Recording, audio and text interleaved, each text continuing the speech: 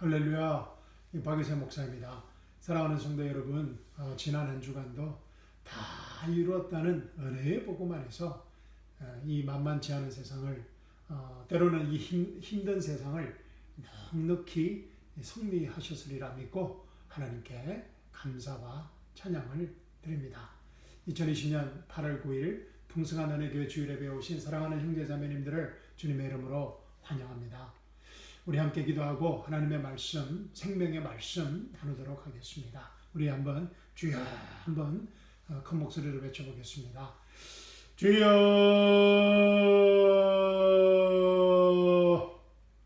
사랑과 은혜가 풍성하신 하나님 아버지, 이 시간 하나님 아버지를 찬양하며 축복합니다. 이 시간 저희 안에 계시는 성령 하나님께서 말씀하실 때 아멘으로 그 계시의 말씀을 받게 하여 주시옵시고, 그 생명의 말씀, 그 축복의 말씀, 계시의 말씀, 레마의 말씀이 우리의 몸과 마음을 치유하고 회복하는 생명의 시간 되게 하여 주시옵소서. 살아계신 우리 주 예수 그리스도의 이름으로 감사하며 기도합니다. 아멘. 오늘 저와 함께 나눌 말씀은 요한복음 6장 15절로 21절까지 말씀입니다. 본문 말씀 찾으셔서 우리 다 함께 읽어보겠습니다. 요한복음 6장 15절로 21절까지입니다. 시작. 그러므로 예수께서 저희가 와서 자기를 억지로 잡아 임금 삼으려는 줄을 아시고 다시 혼자 산으로 떠나가시니라. 저물매 제자들이 바다에 내려가서 배를 타고 바다를 건너 가버나움으로 가는데 이미 어두웠고 예수는 아직 저희에게 오시지 아니하셨더니 큰 바람이 불어 파도가 일어나더라.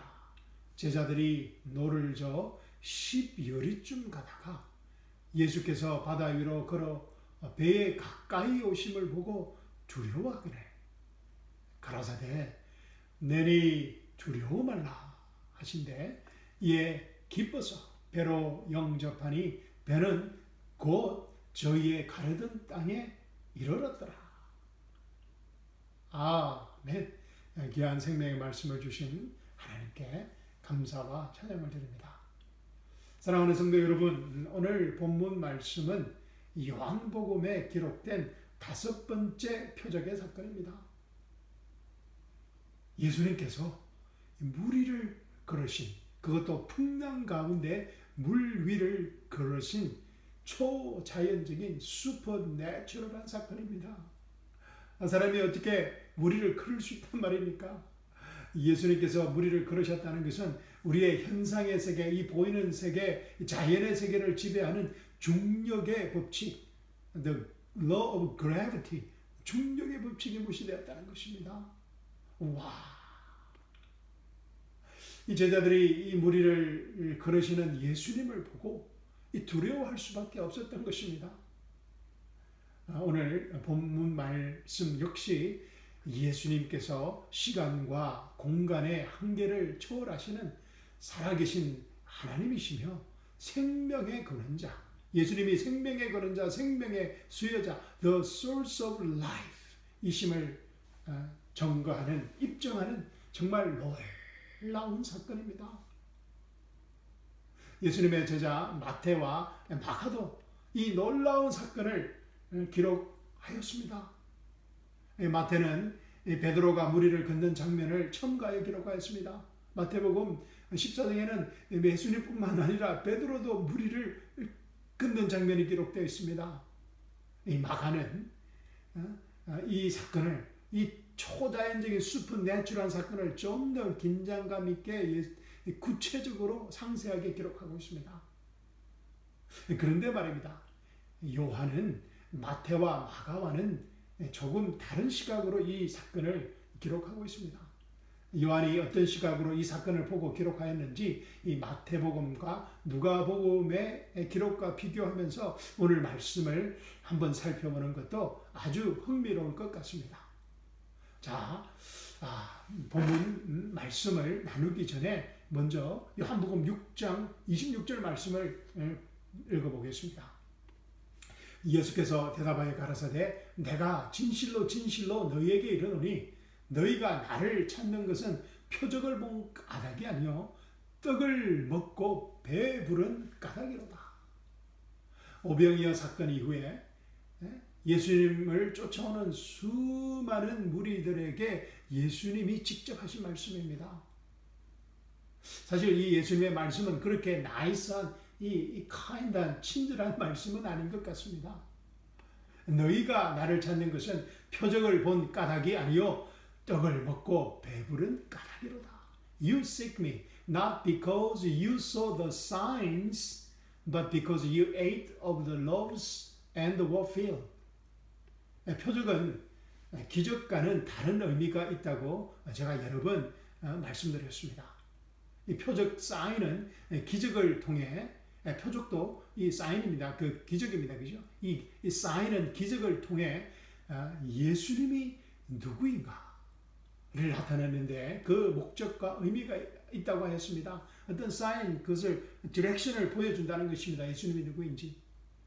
요한복음의 저자 요한은 지금까지 예수님께서 행하신 네 가지 표적을 통해 기억하시죠? 네 가지 표적. 예수님께서 물을 포도주로 바꾸시고 예수님께서 가나에서 가브나움에 있는 병자를 고치시고 또 38년 된 병자를 고치시고 또 우리 지난 시간에 공부했던 오병이어의 표적이었습니다.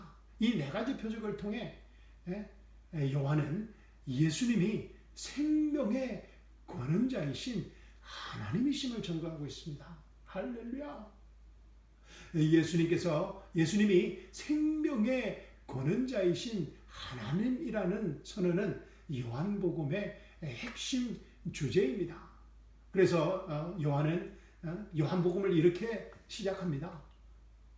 시작하고 있습니다. 태초에 말씀이 계시니라 이 말씀이 하나님과 함께 계셨으니 이 말씀은 곧 하나님이시니라. In the beginning was the Word, and the Word was with God, and the Word was God.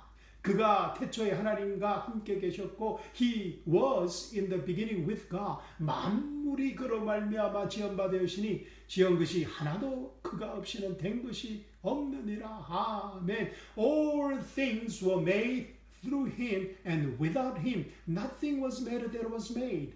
그 안에 그리스도 안에 예수님 안에 말씀이신 예수님 안에 생명이 있었으니 이 생명은 사람들의 빛이라. 할렐루야. In him was life and the life was the light of man. 할렐루야.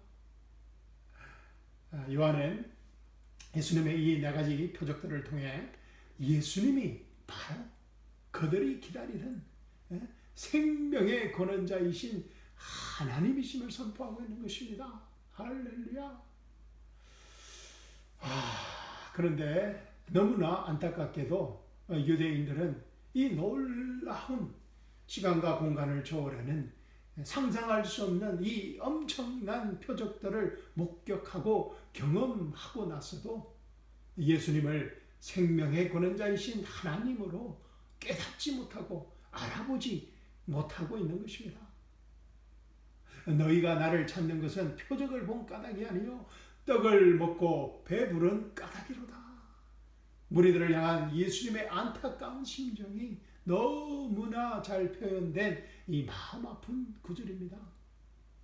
그런데 더욱더 하나님의 마음을, 예수님의 마음을, 성령님의 마음을 안타깝게 하는 이 슬픈 것은 무엇인가 하면은 2000년이 지난 지금 현재에도 2020년도에도 이 예수님을 생명의 권원자이신 하나님으로 알지 못하고 교회만 열심히 출석하는 예수님만 열심히 쫓아다니는 분들이 너무 많다는 것입니다.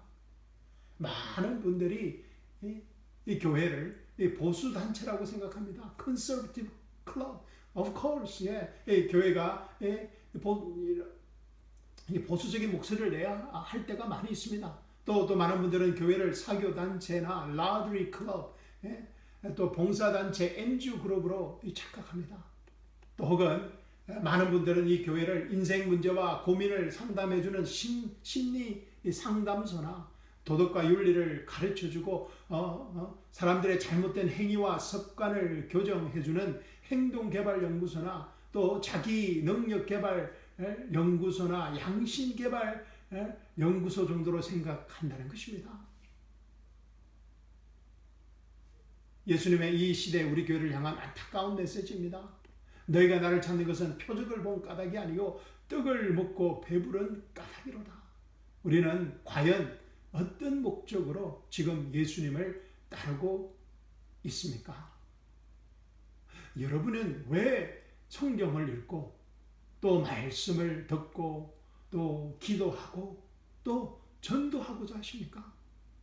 오늘 말씀을 통해 우리 스스로에게 이 질문을 던져보고 또 그 답을 찾는 소중한 시간이 되었으면 참 좋겠습니다. 자, 그럼 오늘 본문 말씀 보도록 하겠습니다. 15절입니다.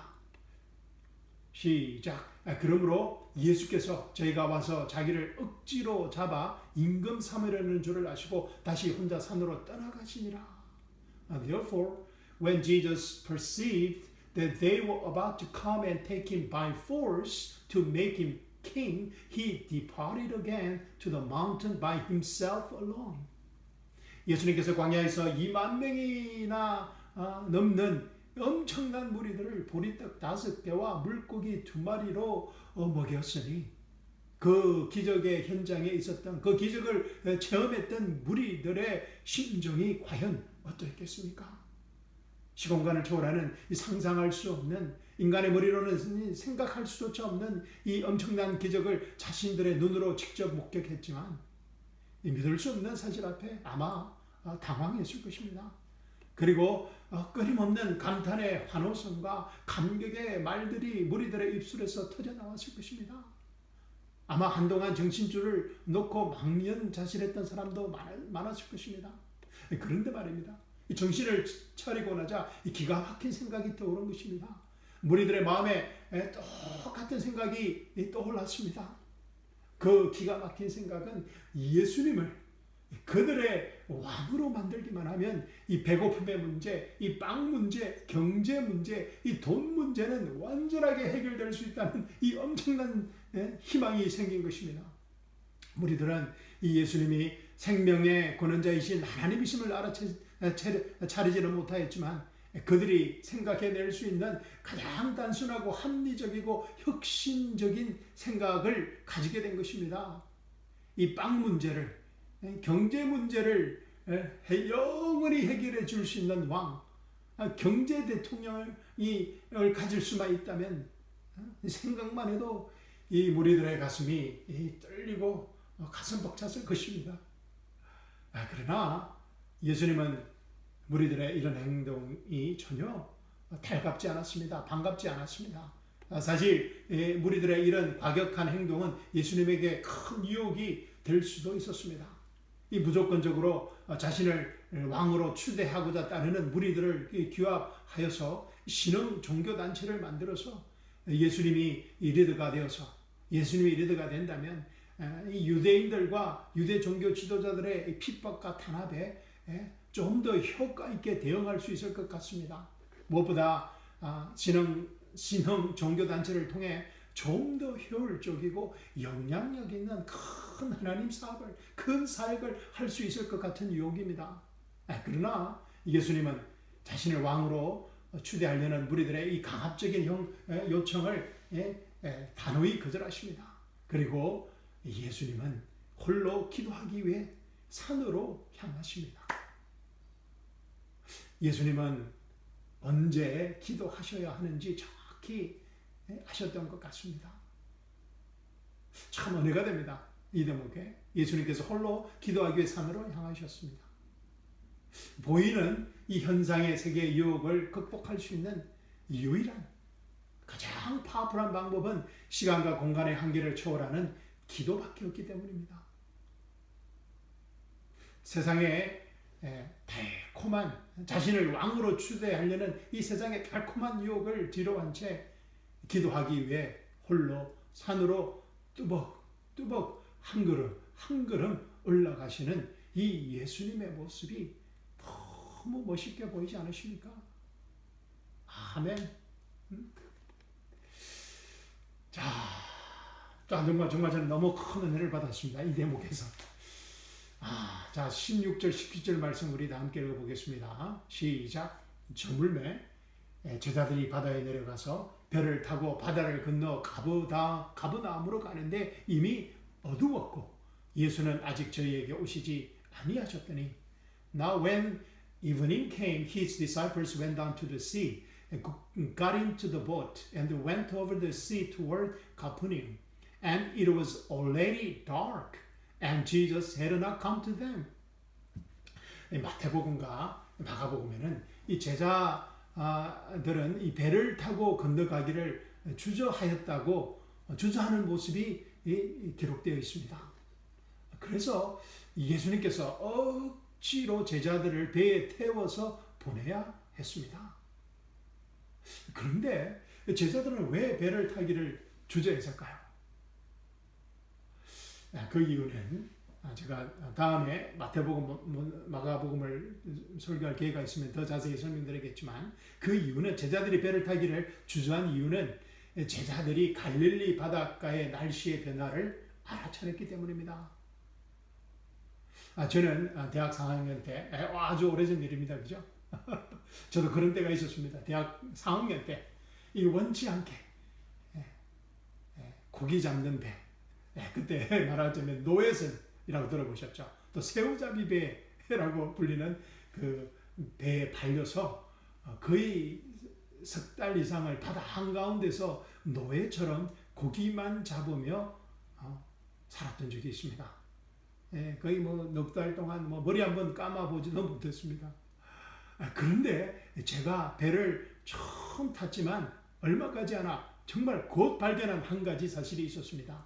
그것은 이 바다 한가운데서는 선장의 말이 곧 법이라는 것이었습니다. 바다 한가운데서는 선장이 곧 왕이라는 것이었습니다. 왜냐하면 이 선장은 바다에서 일어나는 모든 일들을 정확하게 예측하고 예상치 못한 사건들이 일어날 때마다 당황치 않고 그 사건들을 해결하는 만능 해결사였기 때문입니다. 바다에 경험이 없는 저 같은 또 선원들이 선장의 말에 왕의 말처럼 절대적으로 순종할 수밖에 없는 이유였습니다. 잘 아시다시피 예수님의 제자들 대부분은 갈릴리 바다 어부 출신들입니다. 제자들은 갈릴리 바다와 또 그 갈릴리 바다의 날씨와 환경과 조건을 잘 파악하고 아주 민감했을 것입니다. 이미 어두워진 밤에 이 갈릴리 바다를 항해하는 것조차 무리였다고 생각했던 것 같습니다. 무엇보다 심상치 않은 날씨의 조짐을 알아차린 것입니다. 그런데 예수님은 제자들을 우격다짐으로 배에 태워서 바다 건너편으로 가게 했던 것입니다. 제자들이 뭔가 이상한 조짐을 낌새를 알아차렸던 것입니다. 18절과 19절 전반절 말씀을 보십시오. 큰 바람이 불어 파도가 일어나더라. 제자들이 노를 저어 10여리쯤 가다가 then the sea arose because a great wind was blowing. So when they had rowed about 3 or 4 miles. 이 제자들이 예상한 대로 얼마 지나지 않아서 이 갈릴리 바다가 요동치기 시작했습니다.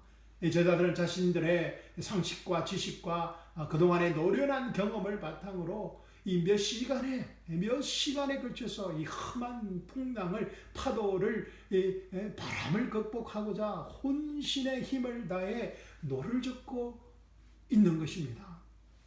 그러나 마태복음에 보면 무려 사경이 될 때까지 제자들이 배를 탄 것은 저녁이라고 했습니다. 이 사경이 될 때까지 the fourth watch of the night, 너는 새벽 3시에서 6시까지 될 때까지도 이 제자들은 이 갈릴리 바다를 건너가지 못하고 바다 한가운데에서 이 갈팡질팡하고 있는 것입니다. 예수님의 일방적인 강압으로 배를 타서 이런 생고생을 하고 있는 상황에 대해 처음에는 불평들이 터져 나왔을 것입니다. 그러나 후회해도 때는 이미 늦었습니다.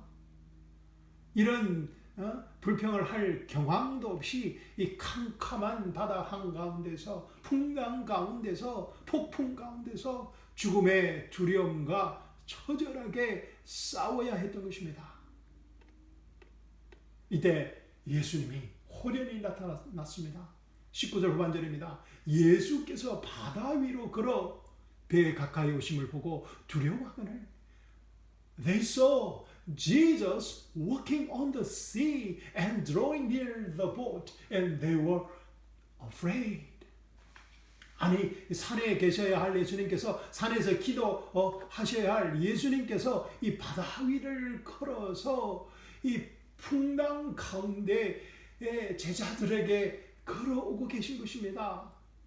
이 마태와 마가는 제자들이 예수님을 유령으로 고스트로 착각하고 놀라서 소리쳤다고 기록하고 있습니다. It's ghost, it's ghost.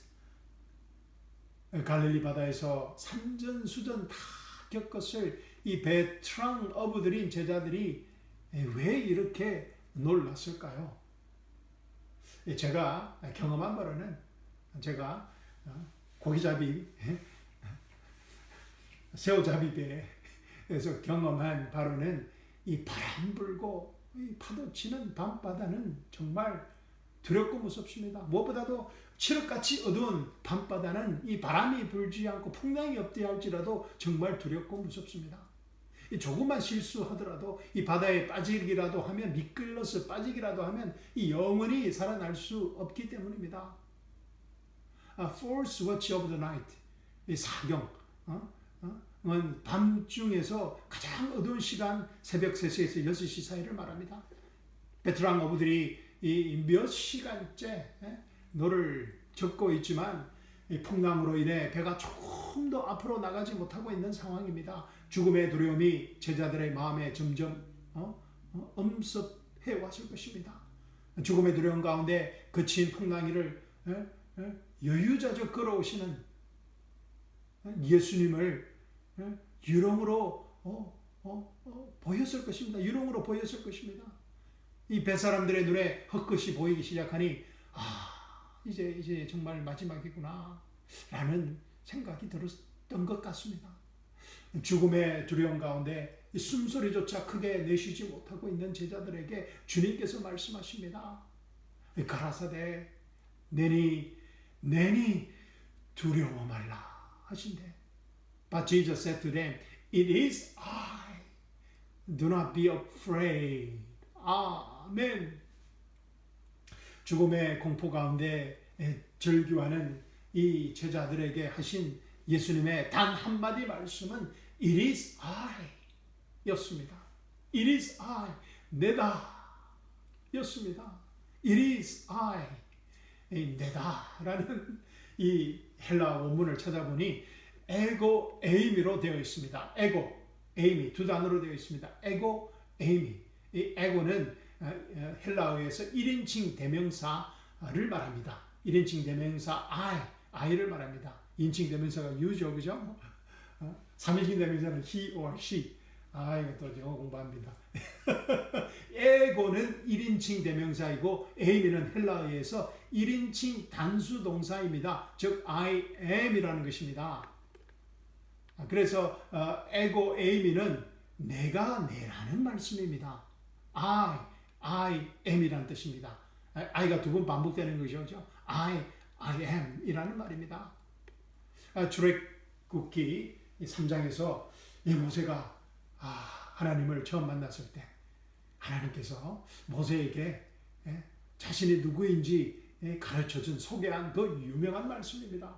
나는 스스로 있는 자니라. I am who I am.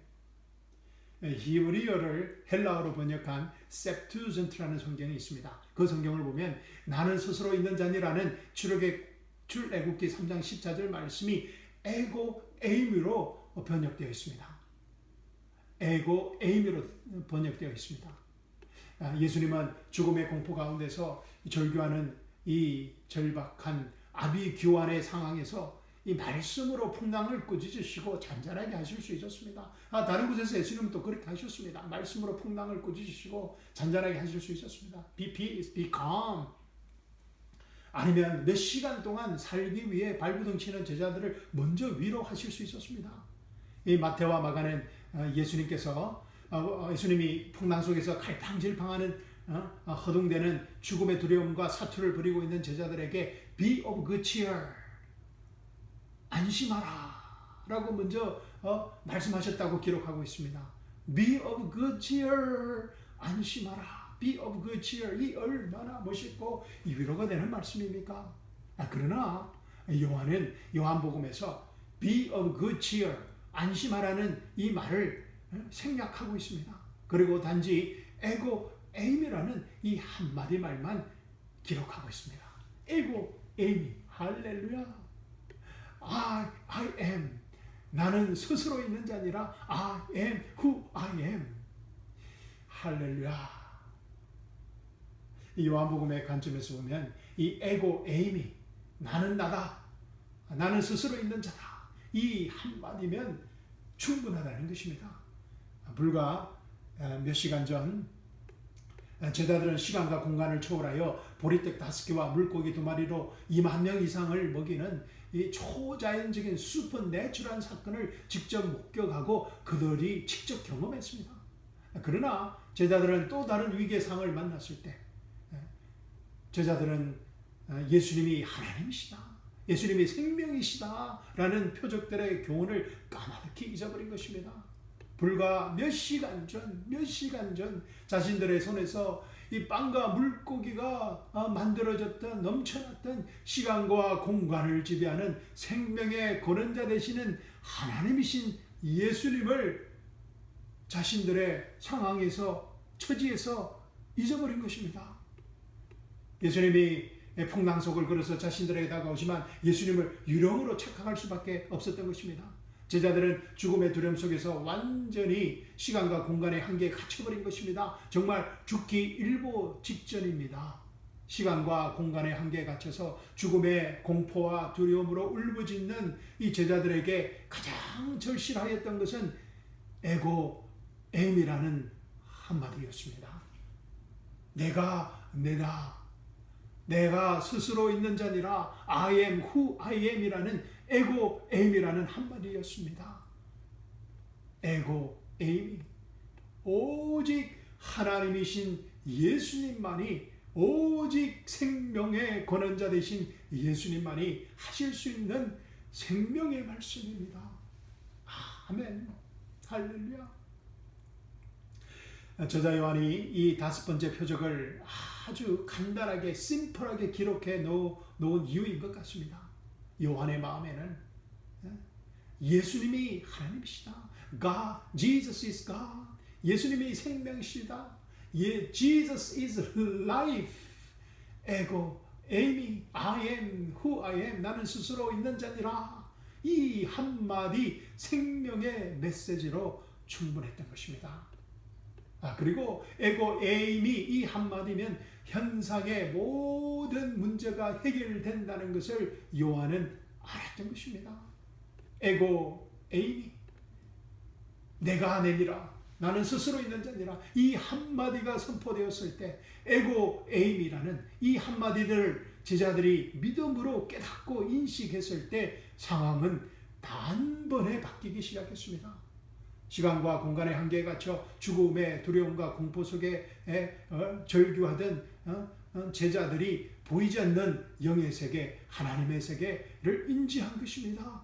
시간과 공간의 한계를 벗어나자 모든 상황은 깔끔히 단숨에 해결되어 버린 것입니다. 할렐루야. 아멘.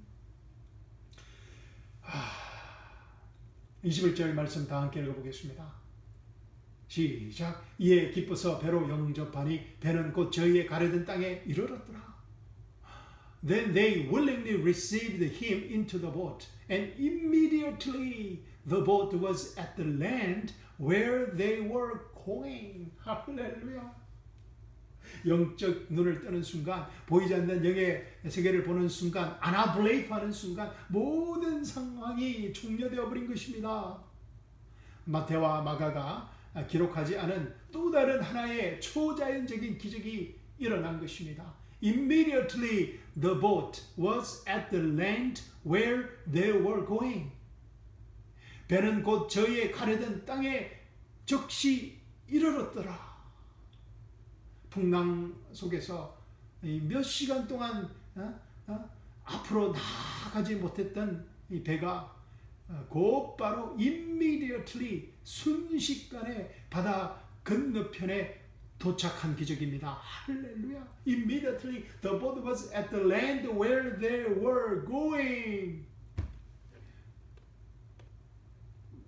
사랑하는 성도 여러분, 우리도 인생을 살아가면서 이 원치 않게 인생의 풍랑 가운데 허덕일 때가 많이 있습니다. 아마 어떤 분들은 원치 않게 지금 현재 상황이 인생의 풍랑 속에 갇혀 있다고 생각하는 분들도 있을 것입니다. 한 번도 경험해 보지 못한 그리고 언제 끝날지 모르는 이 우한 코로나 바이러스 사태를 경험해 가면서 몇 달째 우리가 경험해 가면서 많은 분들의 마음속에는 이 하나님은 지금 무엇을 하고 계시는가? What is God doing right now? Where is God? 하나님은 어디 계시는가? 하나님은 이 모든 상황을 알고 계시는가? Does God really know our current situation? 이라는 질문들이 있을 것입니다. 우리는 오늘 말씀을 통해 이 질문들에 대한 예수님의 답을 들었습니다. 우리에게 주시는 그 답을 들었습니다. 그 해결책이 무엇입니까? 그 답이 무엇입니까? 이 질문들에 대한 답이 무엇입니까? 예수님의 대답이 무엇입니까? 에고 에임입니다. I am who I am. 나는 스스로 있는 자니라. 에고 에임입니다. 우리가 에고 에이미의 이 한마디 음성을 들을 때 우리는 시간과 공간의 한계, 현상의 문제에서 벗어날 수 있습니다. 우리는 우리가 현재 겪고 있는 모든 상황의 원인들을 다 알 수는 없습니다. 그러나 한 가지 분명한 사실은, 한 가지 분명한 진리는 우리가 에고 에임이라는 이 예수님의 한마디 말씀을 듣고 믿는 순간 우리가 겪고 있는 모든 상황은 어떤 모양으로든지 즉시 종료된다는 것입니다. 할렐루야. 우리가 처한 상황과 환경과 처지가 어떠하든지 말입니다. 사랑하는 성도 여러분, 이번 한 주간은 이 에고 에임이 이 한마디를 묵상하는 이 축복된 한 주간이 되기를 주님의 이름으로 축원합니다. 에고 에임이 이 한마디에 담겨진 그리스도의 다 이뤘다는 은혜의 복음의 깊은 의미를 찾아내고 발견하고 누리는 생명의 한 주간이 되기를 주님의 이름으로 축복드립니다. 에고 에임이 이 한마디의 계시를 통해 우리가 겪고 있는 모든 현실의 문제들이 불해결될 수 없이 보이는 불가능한 현실의 문제들이 실제적으로 해결 안 받는, 할렐루야, 생명의 한 주간, 축복의 한 주간 되기를 주님의 이름으로 축복드립니다. 아멘. 할렐루야. 여러분 감사합니다. 또 사랑합니다.